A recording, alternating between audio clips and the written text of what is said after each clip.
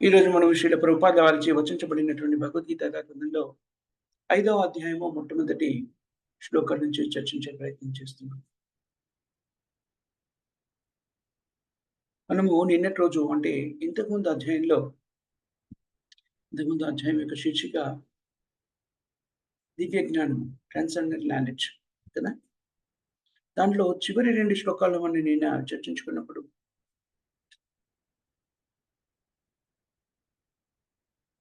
మనమంతా కూడాను జీవాత్మలని కూడా భగవంతుని యొక్క అంశాలు కాబట్టి భగవత్ సేవలో నియుక్తమై ఉండడమే జీవాత్మ యొక్క ప్రాకృతిక ధర్మము అని తెలుసుకున్నాం.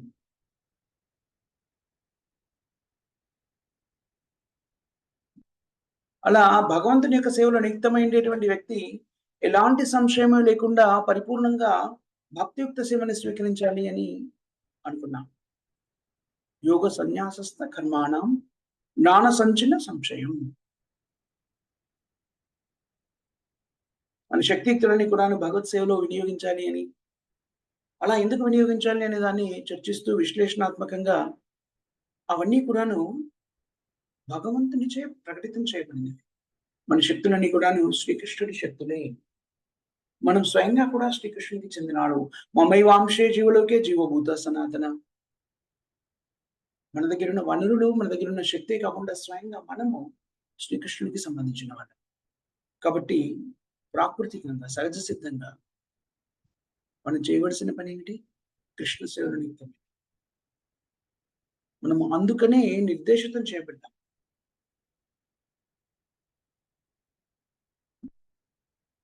భౌతిక జగత్తులో ప్రకటితమైన ఏ వస్తువైనా చూడండి, ఆధ్యాత్మిక జగత్తులో కానీ, భౌతిక జగత్తులో కానీ మనకు ప్రకటితమయ్యే వస్తువులన్నీ కూడాను కృష్ణుడి నుంచే ఉద్భవించాయి. జన్మాది యస్య యతః, అన్నీ కూడా కృష్ణుడి నుంచే ఉద్భవించాయి. ఈశ్వర పరమ కృష్ణ సచ్చిదానంద విగ్రహ అనాదిరాదిర్ గోవింద సర్వకారణ. అన్ని కారణాలకి కారణభూతమైనడు శ్రీకృష్ణుడు. జీవాత్మ కూడా భగవంతుని యొక్క శక్తులలో ఒకటి, తటస్థ శక్తి. అందుకని మనము మన శక్తులన్నీ కూడాను కృష్ణుడి కోసమే వినియోగించాలి అనే విషయం నేర్చుకుంటాం.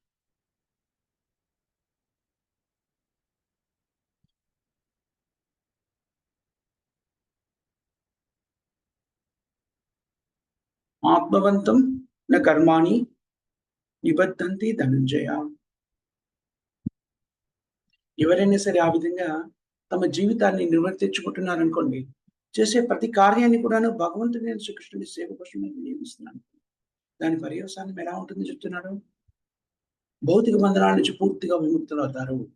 వాళ్ళు చేసే కర్మ ఫలితాలని, కర్మల వల్ల ఏర్పడేటువంటి పర్యవసానాన్ని అనుభవించాల్సినటి అవసరం లేదు. అది సుఖప్రదమైన పర్యవసానం అయిండొచ్చు, దుఃఖకరమైన పర్యవసానం అయిండొచ్చు. చేసే పని వల్ల కలిగేటువంటి మంచి, చెడు ఈ రెండింటిని కూడా అనుభవించాల్సినది. అంటే అన్ని రకాల కర్మ నుంచి ముక్తులయ్యే విధానం గురించి మనం చర్చించుకుంటాం. అర్జునుడు యుద్ధం చేయడానికి నిరాకరించాడు కదా. కానీ కృష్ణుడు ఏం చెప్తున్నాడు? అర్జునుడికి యుద్ధం చేయమని చెప్తున్నాడు.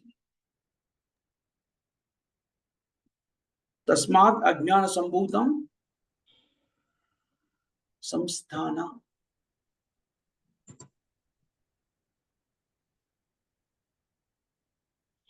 ఇక్కడ యుద్ధం చేయడం ఎందుకు చేయనన్నాడు అర్జునుడు? అర్జునుడు యుద్ధం చేయను అంటే మానసిక కల్పనతోని కాదు.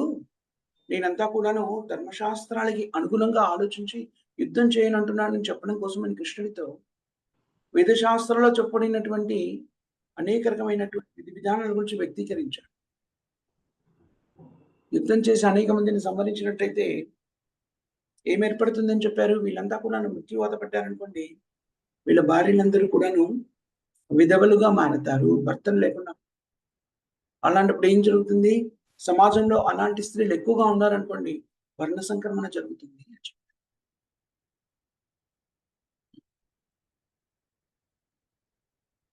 అలా పరిపరి విధాలుగా తాను ఎందుకు యుద్ధం చేయకూడదు అనే విషయాన్ని అర్జునుడు వ్యక్తీకరించినప్పుడు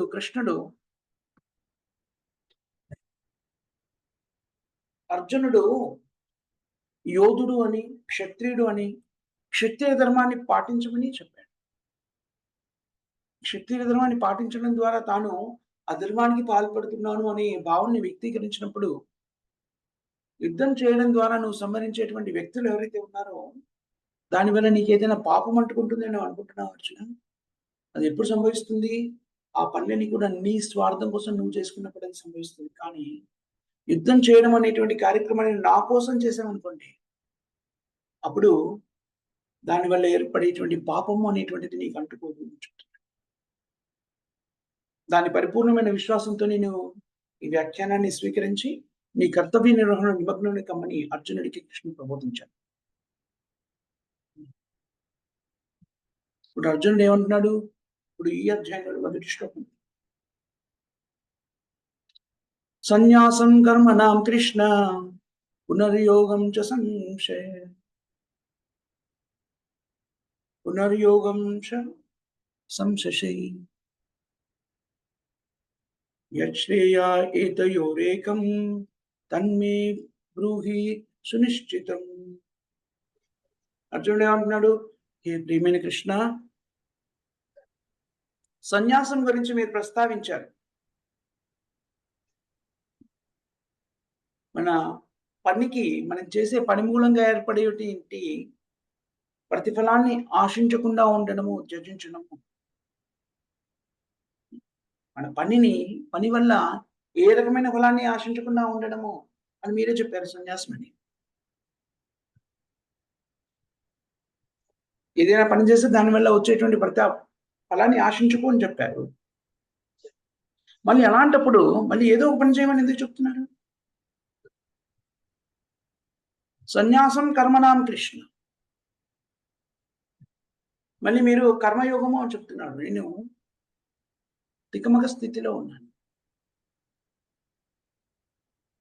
అసలు నేనేం చేయాలి? మీరు ఒకసారేమో కర్మలేవి నీ కోసం చేయొద్దు అన్నారు. అప్పుడు నా కోసం చేయకపోతే, ప్రతిఫలాన్ని ఆశించకపోతే నేను కర్మని ఎలా చేస్తాను? పోయిపోయిన కర్మలు చేయమంటున్నారు, దానివల్ల ప్రతిఫలం ఆశించకమంటున్నారు. కర్మ చెయ్యొచ్చు అంటున్నారు, సన్యాసం గురించి మాట్లాడుతున్నారు, మళ్ళీ అదే సమయంలో కర్మ చేయమని అంటున్నారు. రెండు ఎలా సాధ్యమవుతాయి? సన్యాసం అంటే మౌలికంగా భౌతిక జీవన విధానంలో వ్యక్తులు స్వీకరించే అర్థం ఏమిటి? సన్యాసము అంటే త్యజించడం కదా, సన్యాసం.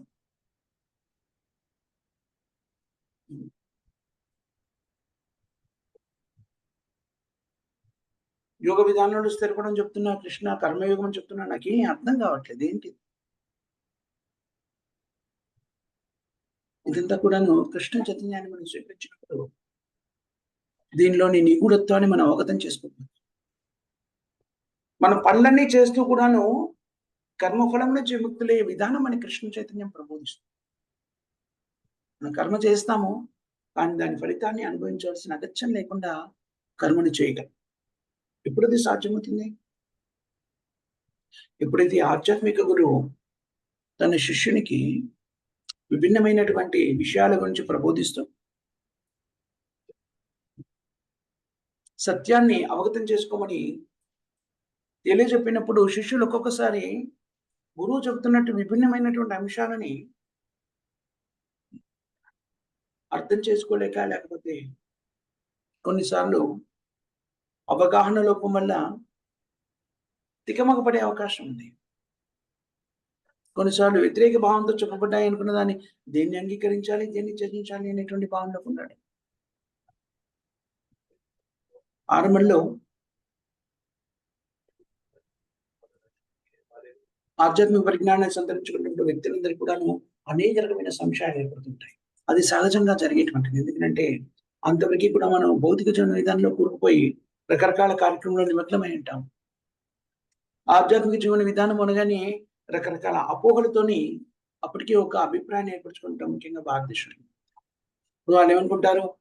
ప్రామాణికమైన ఆధ్యాత్మిక గురువుని ఆశ్రయించినప్పుడు వాళ్ళు చెప్పేటువంటి విషయాల్ని మనము అవగాహన చేసుకునే ప్రయత్నం చేసినప్పుడు మనకు ఒక్కొక్కసారి వాళ్ళు చెప్తున్నటువంటి వివరణ వ్యతిరేక అర్థాన్ని ఇస్తుంది. రెండు విభిన్నమైన అంశాలు. వేదశాస్త్రాలు చెప్పుకునేటువంటి అనేక సందర్భాల్లో వేదశాస్త్రానికి వ్యతిరేకమైన భావాల్ని సమర్థించినట్టుగా కనబడుతుంది. ఉదాహరణకు శిల ప్రభుపాదాలు చెప్తారు, వేదశాస్త్రాన్ని మనం అధ్యయనం చేసినట్టయితే మలము పుట్టుకున్నప్పుడు స్నానము చేయవలెను. ఇది వేదాల్లో చెప్పబడిన వ్యాఖ్యానం.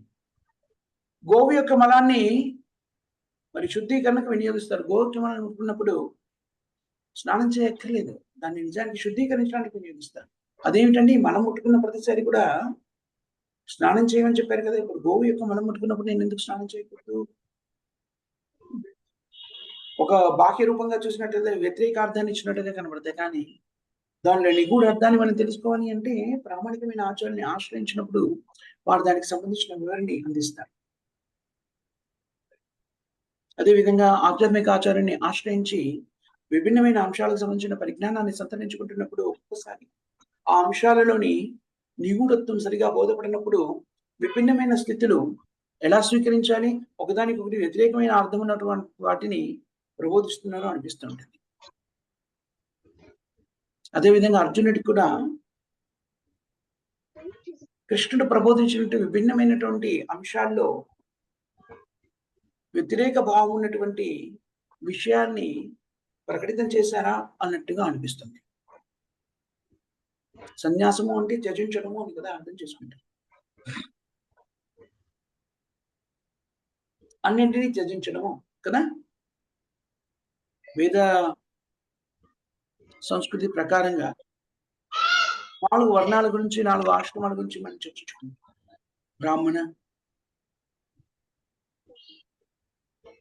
క్షత్రియ, వైశ్య, శూద్ర, బ్రహ్మచారి, గృహస్థ, వానప్రస్థ, సన్యాస.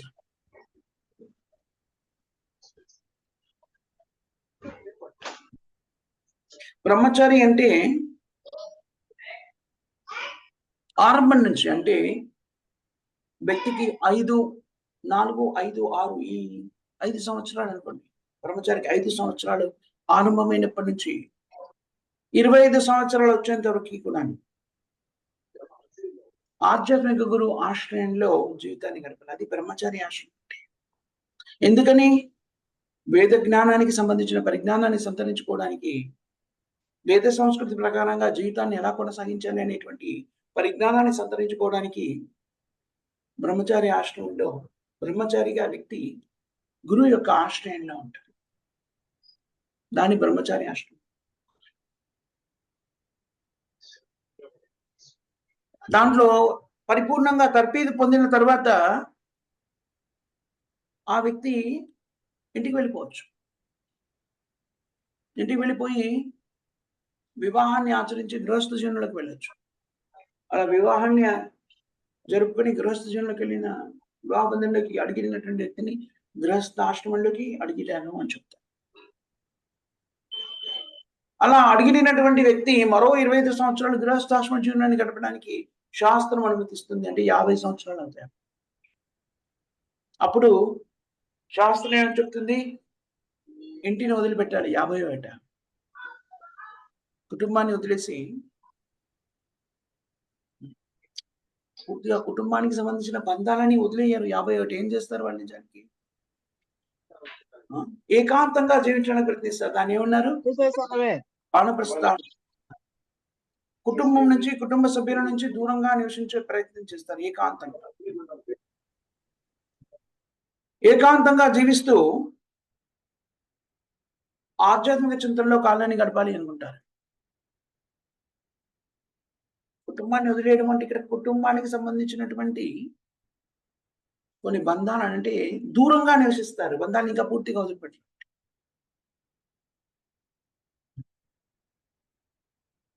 ఈ స్థితిలో గృహస్థ జీవనంలో ఉన్నటువంటి భార్యాభర్తలు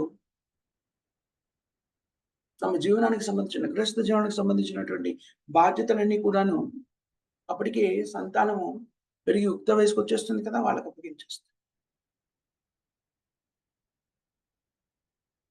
ఆ స్థితిలో భార్యాభర్తలు ఏం చేస్తారు? బయటికి వెళ్ళిపోయి రకరకాల పుణ్యక్షేత్రాన్ని దర్శించే ప్రయత్నం చేస్తారు. కొన్ని నెలల పాటు, సంవత్సరంలో కొన్ని నెలల పాటు రకరకాల పుణ్యక్షేత్రాన్ని దర్శిస్తూ ప్రయాణాన్ని చేస్తూ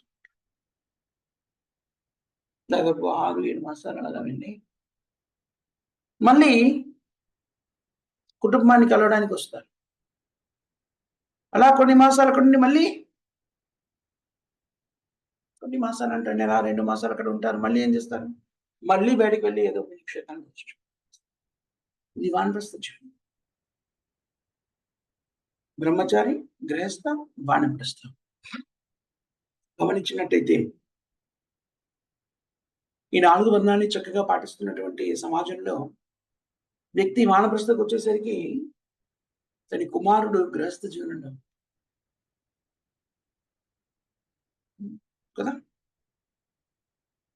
ఎప్పుడైతే ఈ వానప్రస్థ జీవనాన్ని గడుపుతూ భౌతిక జీవనంలోని కార్యక్రమాలపై పూర్తిగా నిరాసక్తత పెంచుకున్నప్పుడు, బంధాల మీద అనురక్తిని మళ్లించుకున్నప్పుడు, తొలగించుకున్నప్పుడు సన్యాసాశ్రమాన్ని స్వీకరిస్తారు.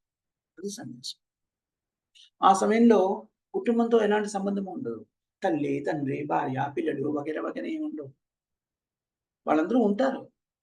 కానీ ఆ స్థితిలో వ్యక్తి ఎలా చూస్తాడు అందరినీ కూడాను? బ్రహ్మభూత ప్రసన్నాత్మ న శోచతి న కాంక్షతి సమస్సర్వేషు భూతేషు. సమస్సర్వేషు భూతేషు.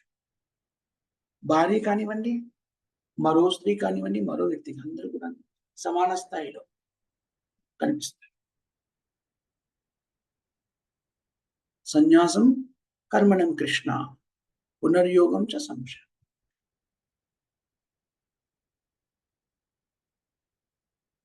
పూర్వ అధ్యాయంలో దీనికి సంబంధించిన వివరాలన్నీ కూడా మనం చర్చించుకున్నాం. అందుకని అర్జునుడు ఏమంటున్నాడు ఇక్కడ? కృష్ణ నువ్వు ఎన్నో రకాల వివరాల గురించి మాట్లాడావు. వీటికి సంబంధించిన అనేక అనుమానాలు ఉన్నాయి.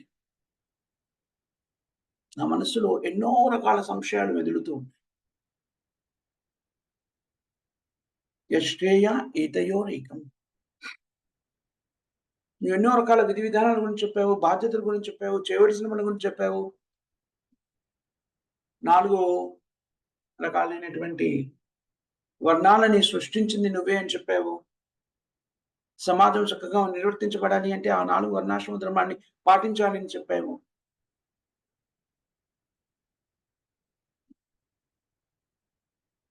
ఇన్ని రకాల విధి విధానాలు చెప్పావు. మళ్ళీ కర్మయోగం గురించి చెప్పావు, జ్ఞానయోగం గురించి చెప్పావు, భక్తి యోగం గురించి మాట్లాడావు. ఇన్ని రకాల విధానాలన్నీ చెప్పావు కదా! యశ్రేయతయోరేకం తన్మే బ్రూహి సునిశ్చితం.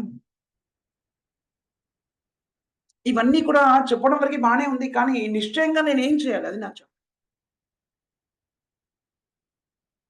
దీన్నేమంటారంటే పరిప్రశ్నేన.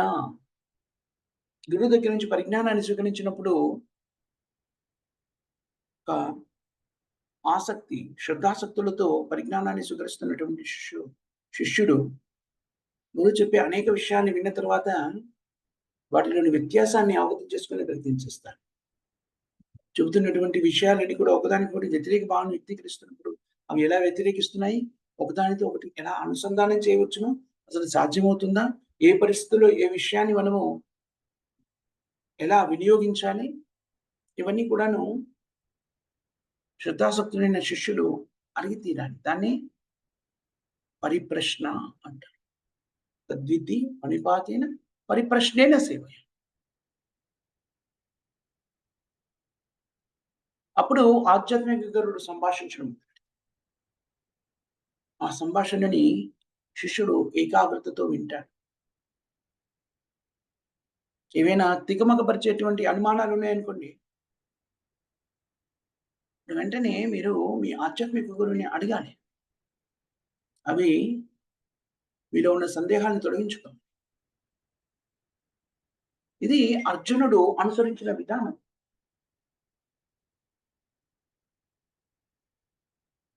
4 అధ్యాయాల వరకు వింటూ వస్తున్నాడు.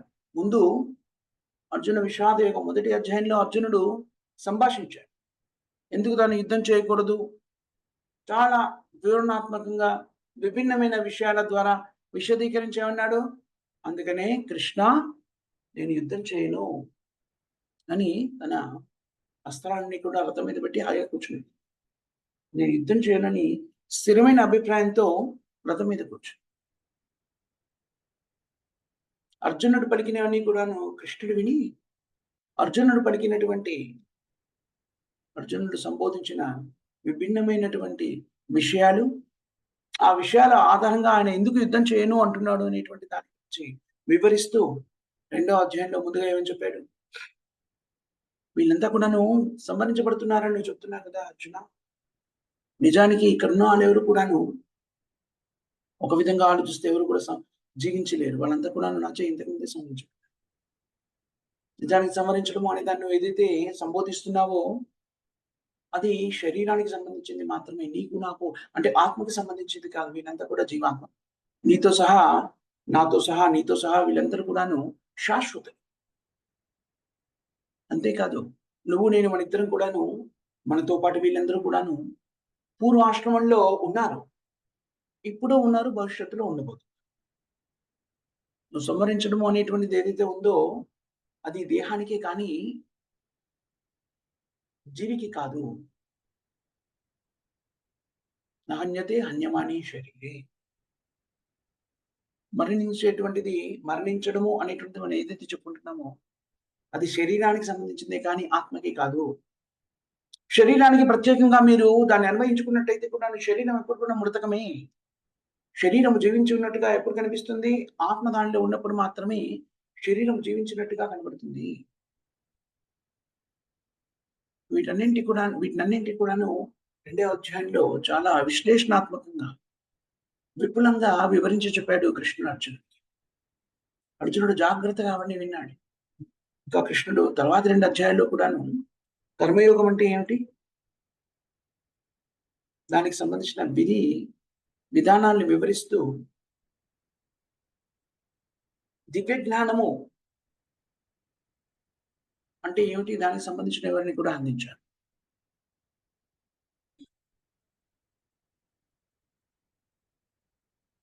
మళ్ళీ ఇప్పుడు అర్జునుడు తాను విన్నటువంటి అధ్యాయాల్లోని విభిన్నమైన అంశాల్లో ఏర్పడినటువంటి విభిన్నత్వము, క్లేశకరమైనటువంటివి, అనుమానాస్పదంగా ఉన్నటువంటి వ్యతిరేక భావన వ్యక్తీకరిస్తున్న వాటి గురించి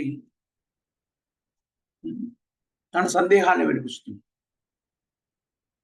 ఎప్పుడైనా కూడా మనకి అలాంటి సందేహాలు కలిగినప్పుడు ఆధ్యాత్మిక విద్య, ఆధ్యాత్మిక పరిజ్ఞానాన్ని సంతరించుకున్నప్పుడు అలాంటి సందేహాలు కలిగినప్పుడు వెంటనే ఆధ్యాత్మిక గురువు ముందు వాటిని ప్రకటించాలి.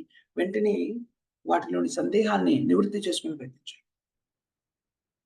ఈ అర్జునుడు అనుసరించిన విధానము వ్యక్తులందరూ కూడా ఆధ్యాత్మిక పురోగతి సాధించాలంటే ఈ విధానాన్ని అనుసరించాలి.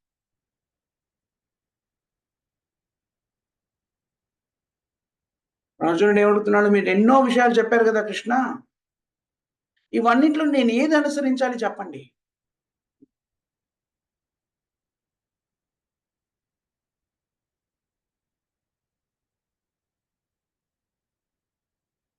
ఆ తర్వాతి శ్లోకంలో మనకి భగవాను వాచ అని వస్తుంది. శ్రీకృష్ణ భగవానుడు అర్జునుడు అడిగిన ప్రశ్నలకి సమాధానం చెప్తారు.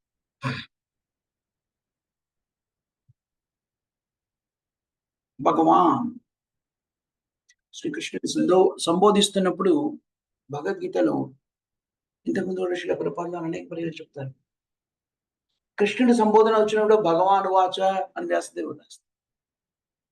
అర్జునుడు సంబోధిస్తున్నప్పుడు అర్జున వాచ, ధృతరాష్ట్రుడు సంబోధిస్తున్న ధృతరాష్ట్ర వాచ, సంజయుడు సంబోధిస్తున్న సంజయ్ వాచ, ఇలా మనం చూస్తాం.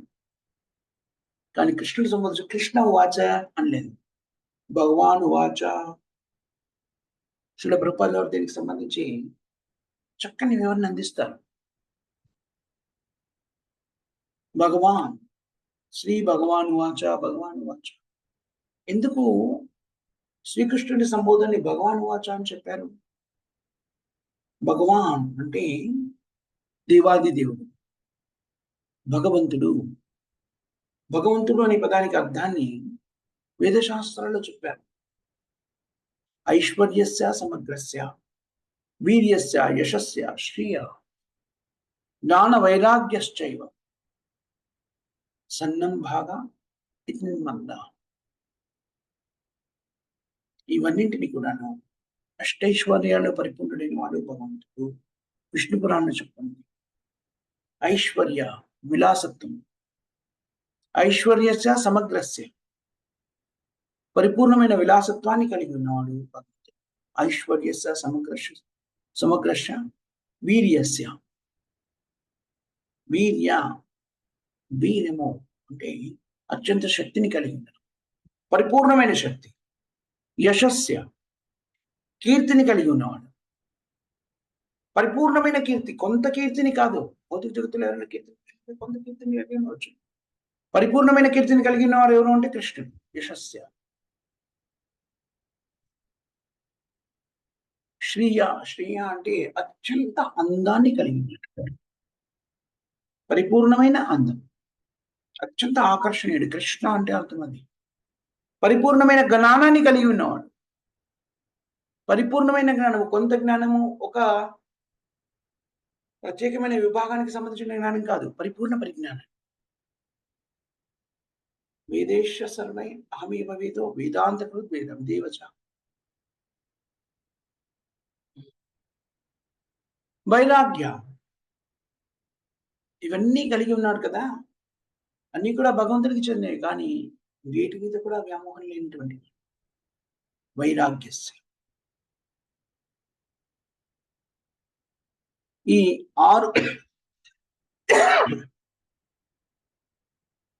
ఆరు విషయాలు పరిపూర్ణతని కలిగి ఉన్నటువంటి వాడు భగవంతుడు.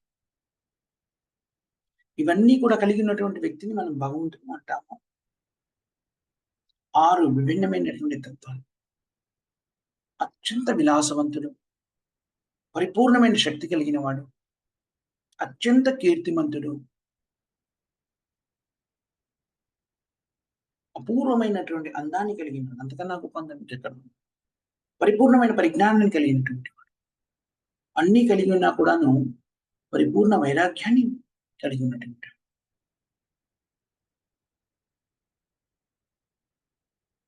సన్నం బాగా ఇది నగ్న,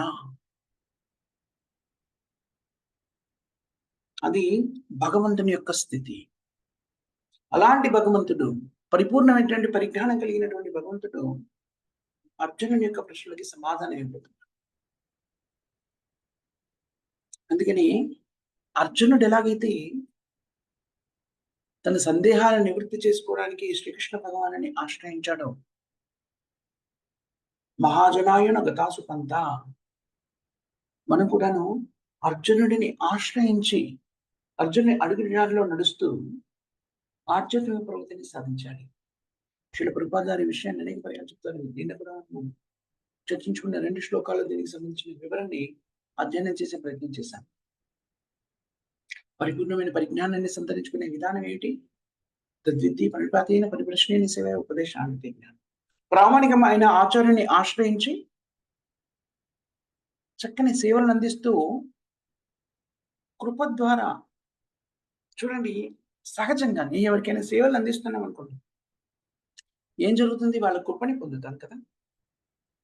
అలా కృపని పొందినప్పుడు వాళ్ళు ప్రేమతోని వారి దగ్గర ఉన్నటువంటి అత్యుత్తమైన విలువైన వస్తువులను కనిపిస్తారు. చాలా సామాన్యమైనటువంటి విషయం ఇది కదా. గురువు నుంచి కూడా పరిజ్ఞానాన్ని సంతరించుకోవాలంటే గురువుని సంతృష్టిపరచాలి. సంతృష్టిపరచాలి అంటే ఏం చేయాలి? వినమ్రతతో కూడిన సేవ చేయాలి. గురువుని సేవించే విధానం 2 విధాలుగా ఉంటుంది అని మనం చెప్తున్నాం. ఒకటేమిటి? 2 రకాలుగా గురువుని సేవించవచ్చు. ఏంటివి? వాణి, వాపు. వాపు వాణి. వాపు వాణి. Yes much. Very nice. గురువు భౌతికంగా మనకు అందుబాటులో ఉన్నప్పుడు భౌతికంగా గురువు యొక్క సేవ చేయడం.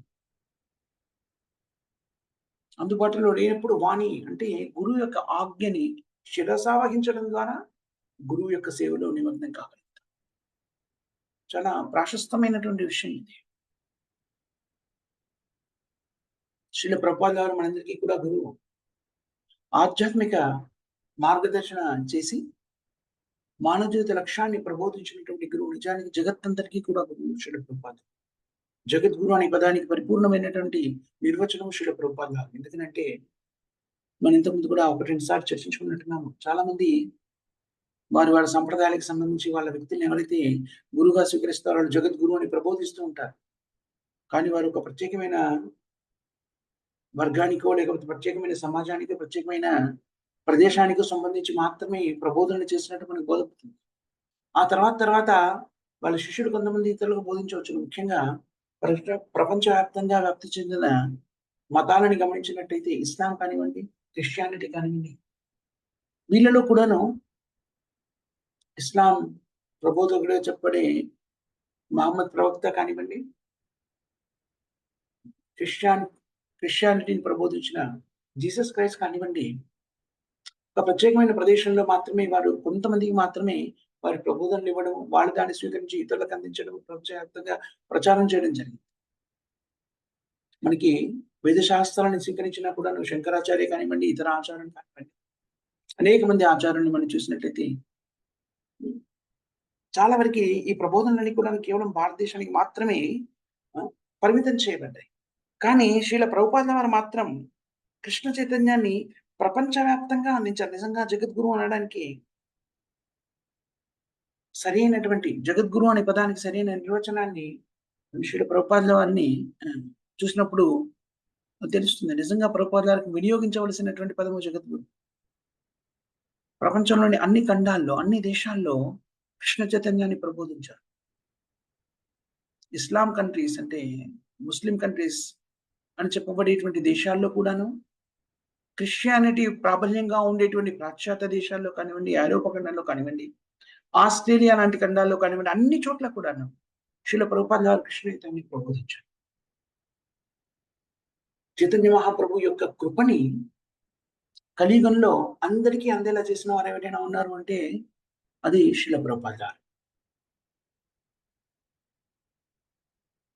అందుకని శ్రీల ప్రభుపాదుల వారి కృప అంటే ఏంటి? శ్రీల ప్రభుపాదుల వారు అంటే నిజంగా జగద్గురు. మనందరికీ గురువు శ్రీల ప్రభుపాదుల వారు. మరి ఇందాక మనం మాట్లాడుకుంటూ గురు సేవలో ఉండాలి అని సంభాషించుకున్నాం కదా. గురు సేవలో ఉండే విధానం ఏమిటి? వాణి, వాక్కు అని చెప్తున్నాం. మరి శ్రీల ప్రభుపాదుల వారికి ఇప్పుడు మనం ఏ రకమైన సేవ చేయగలుగుతాము? వాణి సేవ చేయగలుగుతాం. శ్రీల ప్రభుపాదుల వారు ఏం ఆశిస్తున్నారు అనేటువంటిది స్పష్టంగా మనకి విశదీకరించబడింది. ప్రభుపాదుల వారు ఏం ఆకాంక్షిస్తున్నాడు? వాళ్ళ గురువు గారు ఏదో ఆకాంక్షించాడు అదే. వాళ్ళ గురువు ఏం ఆకాంక్షించాడు? వాళ్ళ గురువు. వీళ్ళందరూ ఏం ఆకాంక్షిస్తున్నారు? చైతన్య మహాప్రభు ఆకాంక్షించింది. చైతన్య మహాప్రభు ఏం ఆకాంక్షించారు? కృష్ణుడు ఆదేశించింది. కృష్ణుడు ఏం ఆశిస్తున్నాడు మనందరి నుంచి? సర్వధర్మాన్ పరిత్యజ్య మామేకం శరణం వ్రజ అహం సర్వ పాపేభ్యో మోక్షయిష్యామి. కృష్ణుడు మనందరినీ కూడాను తనను శరణాగతి పొందమని ఆదేశిస్తున్నాడు. సర్వధర్మాన్ పరిత్యజ్య, అన్ని రకాల ధర్మాన్ని త్యజించు. ఎందుకంటే నేను చెప్పుకున్నాం, రకరకాల ధర్మాలు మన గుణకర్మ విభాగస్ అని చెప్పుకున్నాం కదా. మనం ఏ గుణానికి ప్రభావితం చెందినట్టయితే ఆ గుణానికి సంబంధించినటువంటి కర్మల్లో నిత్యమవుతాం. ఏ కర్మలైతే చేస్తూ ఉంటామో ఆ కర్మని బట్టి మనం ఏదో ఒక వర్ణానికి చెందిన అవుతాం. బ్రాహ్మణ, క్షత్రియ, వైశ్య, శూద్ర. ఇంకా ఒక్కొక్క వర్ణానికి ఒక్కో రకమైన నిర్దిష్టమైన కర్తవ్యాలు ఉన్నాయి. కానీ మన నిజస్థితిని మనం అవగతం చేసుకున్నప్పుడు జీవులము మనమంతా కూడాను.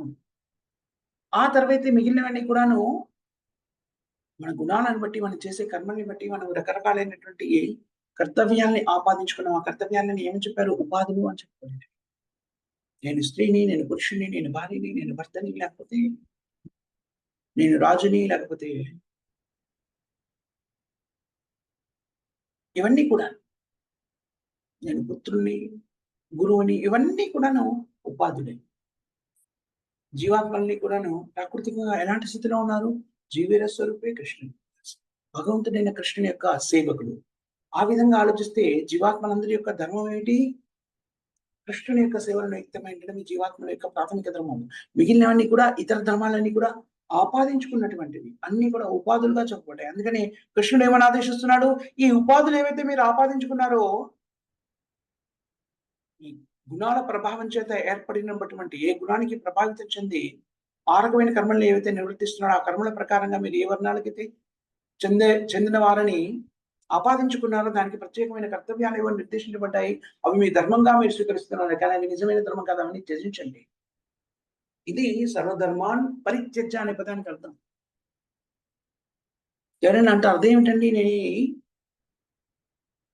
పరివారంలో జన్మించాను కాబట్టి పరివారానికి సంబంధించినటువంటి అనేకమైన కార్యక్రమాలు, ఈ వంశానికి సంబంధించిన కార్యక్రమాలు నిర్వర్తించడం మన ధర్మము కానీ కృష్ణుడు ఏమని చెప్తున్నాడు, నువ్వు శరణాగతి పొందడం ద్వారా నువ్వు ఆ ధర్మాల నుంచి కూడా విముక్తుడవుతావు. నిజానికి నువ్వు నీవు ఈ పరివారానికి చెందిన వాడిని ఆపాదించుకున్నావు కాబట్టి నీకు ఈ ధర్మాలన్నీ కూడా నువ్వు వ్యక్తీకరించబడ్డాయి. కానీ నిజానికి నువ్వు ఎవరు?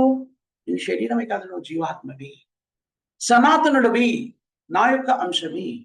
కాబట్టి నీ కర్తవ్యం, ప్రాథమిక కర్తవ్యం ఏమిటి? నా సేవలో నియుక్తమైన. అందుకని ఈ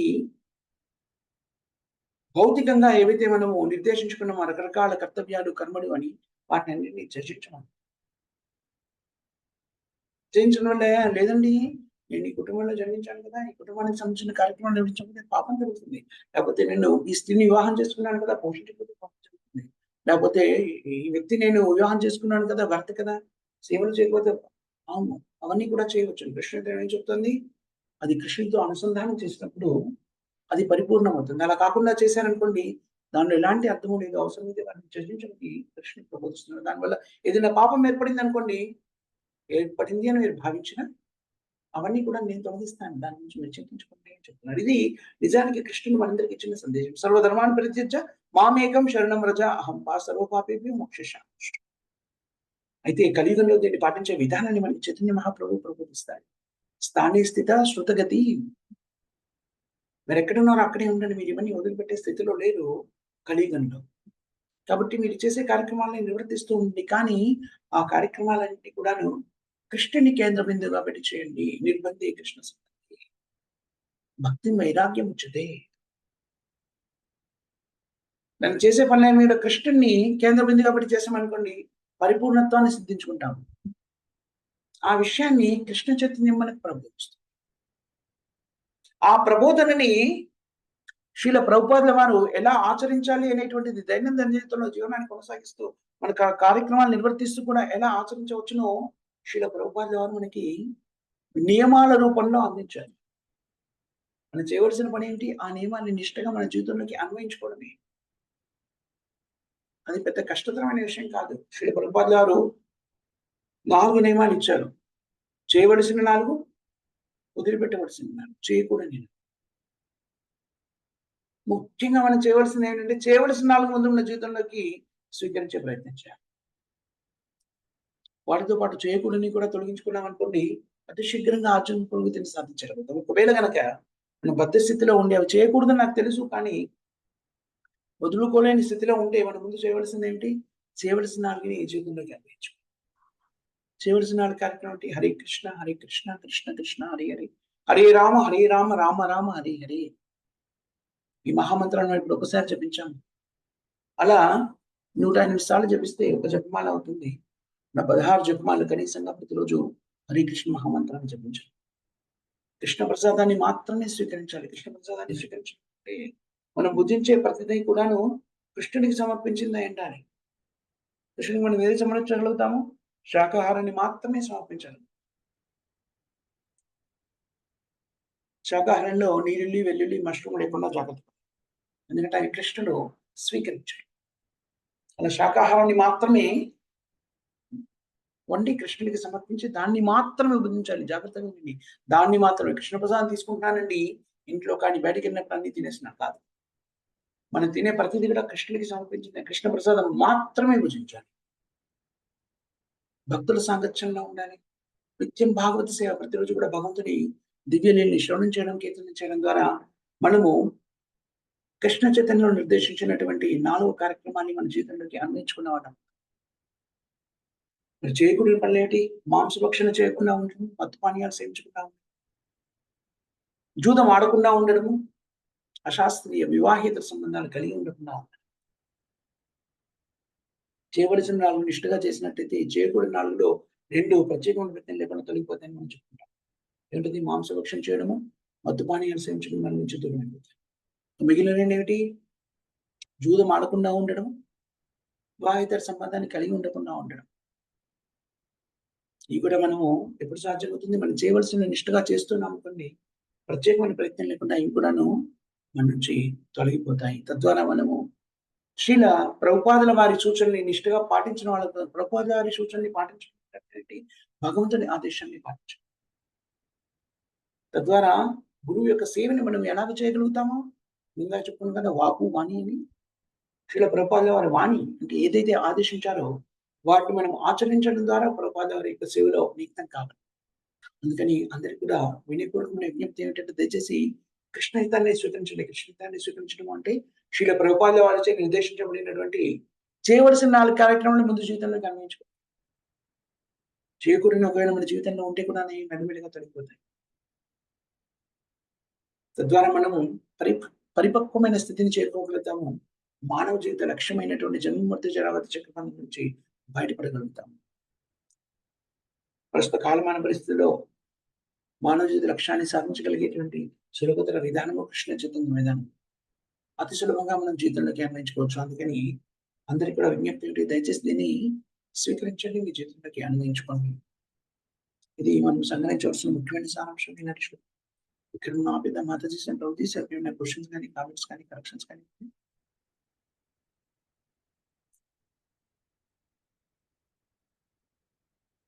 లేకపోతే ఈరోజు కీర్తన నడిపించవలసింది ఎవరమ్మా? హరే కృష్ణ ప్రభుజీ. ఇప్పుడు మత్తు పానీయాలంటే టీ కాఫీ కూడా అందులో చేరుతుంది కదా ప్రభుజీ?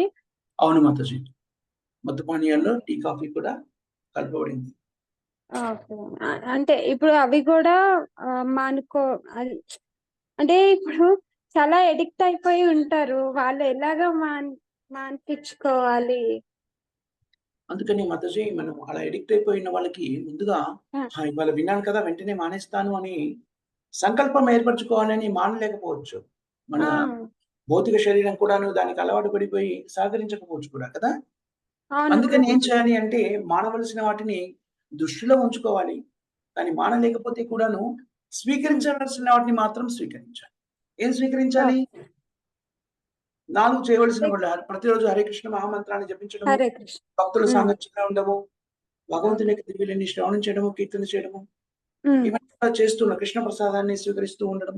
వీటిని చేస్తున్నాం అనుకోండి, కొన్ని చేయకూడని పనులు ఏవైతే ఉన్నాయో మనం దాంట్లో నిత్యమైన మెల్లిమెల్లిగా మన నుంచి తొలగిపోతాయి. అందుకని ఇది కృష్ణ ఏం చెప్తుంది అంటే ముందుగా చేయవలసినవి మనం చేస్తూ ఉన్నాం అనుకోండి, ఇంద్రియాలు ఏమవుతాయి, వాటికి రుచిని ఉత్తమమైన రుచిని ఆస్వాదించడం మొదలెడితే న్యూన్యమైన రుచిలో ఉన్నటువంటి ఈ విషయాలన్నింటి నుంచి కూడా మనం దూరం కాగలుగుతాం. అందుకని ఎవరు చింతించక్కర్లేదు, ఇవన్నీ చేయొద్దన్నారు కదా నేను చేయలేకపోతున్నాను కాబట్టి అని కాదు. చేయవలసిన వాటిని మనము శుద్ధాశక్తులతో చేయడం మొదలెట్టామని హరే కృష్ణ మహామంత్రాన్ని జపించండి. కష్టమైన విషయం కాదు. మీరు ఎలాంటి విధానాన్ని కొనసాగిస్తున్నా కూడాను హరే కృష్ణ మహామంత్రాన్ని జపించవచ్చు. ఎలాంటి నియమ నిబంధనలు లేవు హరే కృష్ణ మహామంత్రాన్ని స్వీకరించడానికి. హరే కృష్ణ కృష్ణ కృష్ణ హరే హరే, హరే రామ రామ రామ హరే హరే. ఎవరైనా చెప్పండి, ఏ నియమాలు లేవు. మీరు బ్రాహ్మణుల, క్షత్రియుల, వైశ్యుల, శూద్రుల, మాంసభక్షం చేస్తున్నారా చేయట్లేదా, ఎలాంటి నియమాలు, మీరు ఎలాంటి వాళ్ళైనా కూడా హరే కృష్ణ మహామంత్రాన్ని జపించవచ్చు. ఎలాంటి స్థితిలో జపించవచ్చు. నడుస్తూ చేయవచ్చు, కూర్చొని చేయవచ్చు, ప్రయాణం చేస్తూ చేయవచ్చు. స్నానం ఒక్కొక్కసారి స్నానం చేసి చేయవచ్చు, స్నానం చేయలేదని ప్రయాణం చేస్తున్నాను, స్నానం చేసే పరిస్థితిలో లేను, అప్పుడు కూడా జపించవచ్చు. ఒకే ఒక సూచన ఏం చేయబడింది, హరే కృష్ణ మహామంత్రాన్ని జపిస్తున్నప్పుడు ఈ నామాన్ని మన చెవులతో మనం వినాలి అంతే. కాబట్టి హరే కృష్ణ మహామంత్రాన్ని జపించడం కష్టం కాదు. భగవద్గీత భాగవతాన్ని వినడం కూడా కష్టం కాదు. ఇవాళ మనకి స్మార్ట్ ఫోన్లు ఉన్నాయి, మనం ప్రయాణం చేస్తూ ఉన్నా, ఇంట్లో ఉన్నా, ఎక్కడున్నా కూడా కనెక్ట్ అయిపోయి జూమ్ క్లాస్ కనెక్ట్ అవ్వడం కష్టమా చెప్పండి? కష్టం కాదు. అందుకని ఈ 2 కార్యక్రమాలు అయితే ఎవరైనా అతి సులభంగా చేయగలరు కదా. అలా మెల్లిమెల్లిగా వీటిని స్వీకరిస్తున్నాం అనుకోండి, క్రమ పద్ధతిలో మనము చేయకూడనివి వదిలిపెట్టగలుగుతాం ప్రత్యేకమైన ప్రయత్నం లేకుండా. హరే కృష్ణ మాత. హరే కృష్ణ. అడిగారమ్మా, ధన్యవాదాలు. ధన్యవాదాలు ప్రభుజీ. హరి బోల్. హరే కృష్ణ. హరి బోల్.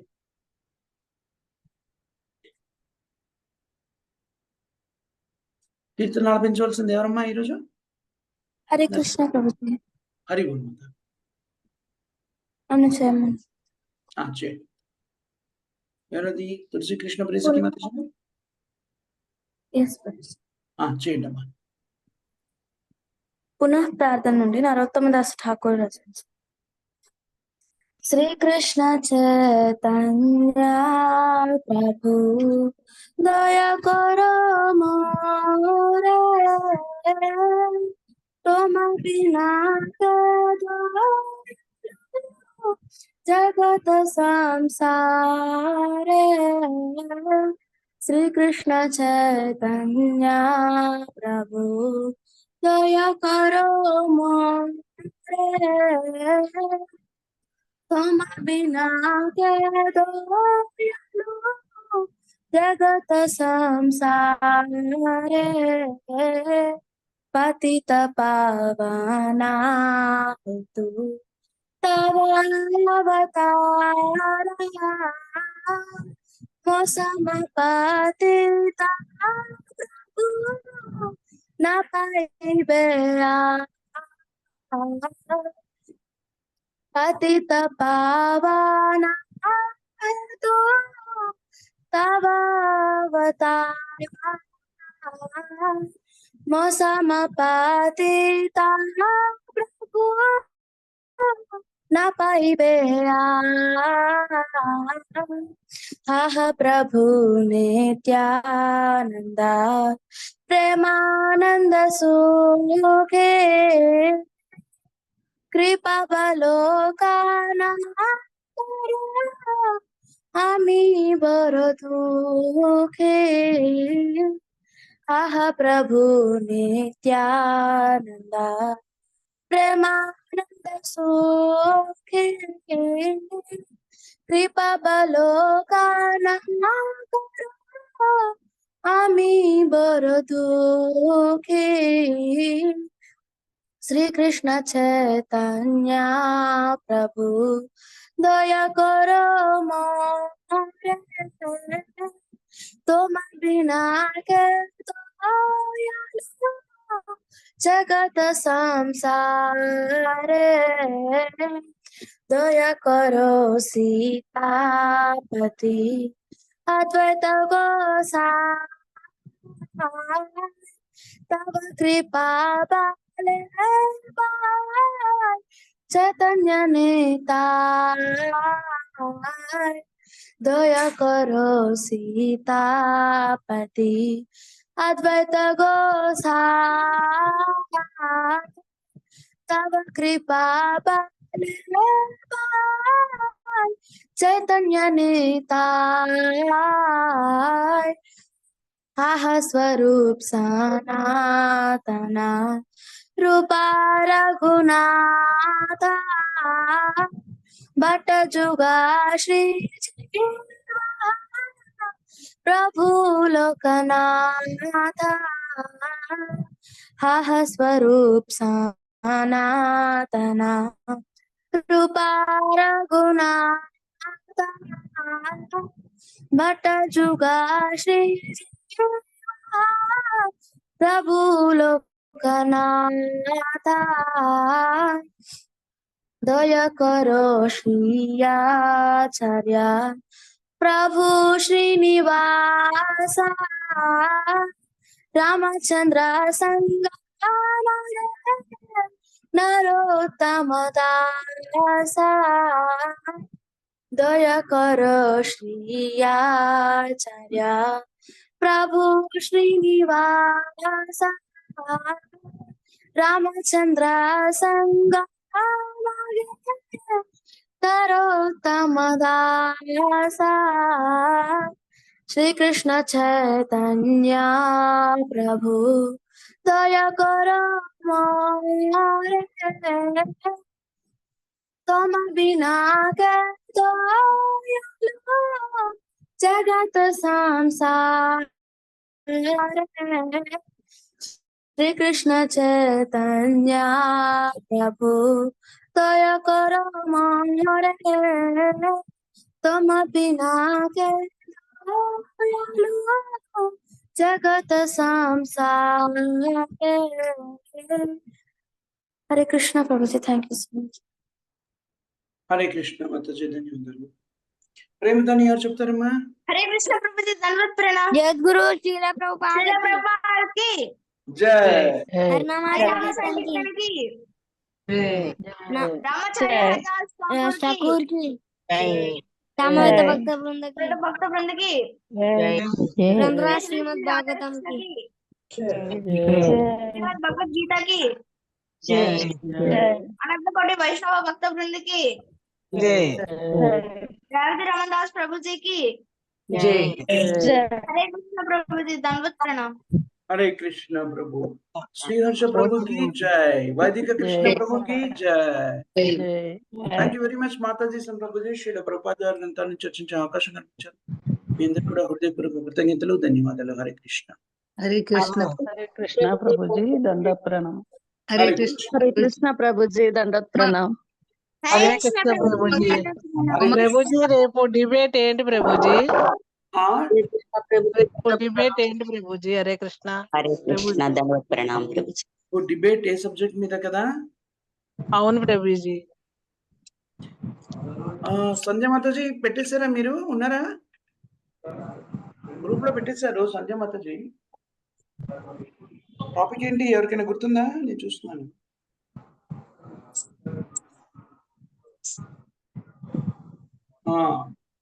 మరణాన్ని జయించడం సాధ్యమా? మరణాన్ని జయించగలమా, జయించలేమా? అది డిబేట్ టాపిక్ మాతాజీ.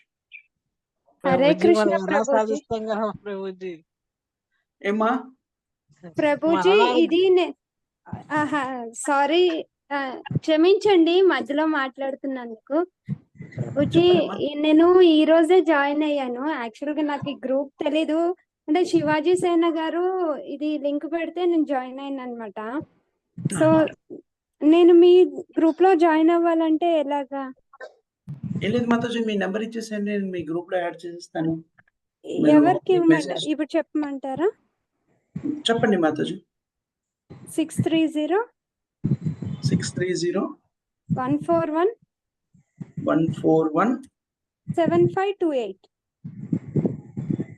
ప్రణవ మాతాజీనా మీరు? ప్రణవ్ కృష్ణ అని ఉంటుంది. యాక్చువల్ నా పేరు కృష్ణవేణి ప్రభుజీ. కృష్ణవేణి మాతాజీ యాడ్ చేస్తాను మాతాజీ. ఎక్కడి నుంచి మాతాజీ మీరు? మేము ఇక్కడ హైదరాబాద్ మల్కాజ్గిరి దగ్గర. ఓకే. ఏం చేస్తుంటారమ్మా మీరు? నేను హౌస్ వైఫ్ ప్రభుజీ. ఎవరు పరిచయం చేశారని చెప్పారు మీకు? నేను యాక్చువల్ శివాజీ సేన గ్రూప్ నుండి లింక్ వచ్చింది, అలా జాయిన్ అయ్యాను అనమాట. ఓకే, ఆల్ రైట్ మాతాజీ, మీకు స్వాగతం కృష్ణ సమాఖ్యకి. నేను మిమ్మల్ని గ్రూప్ లో యాడ్ చేస్తాను. ఇంకో 15-20 నిమిషాల్లో మీరు గ్రూప్ లో యాడ్ అయిపోతారు. అలాగే ప్రభుజీ. వస్తూ ఉంటాయి, తప్పకుండా మీరు కూడా పార్టిసిపేట్ చేయొచ్చు. అలాగే ప్రభుజీ, ధన్యవాదాలు ప్రభుజీ. హరే కృష్ణ. హరే కృష్ణ ప్రభుజీ. ఎస్ మాత. ఉమా మాతాజీ కూడా ఎవరో జాయిన్ చేశారంటండి, ఇంకో మాతాజీని.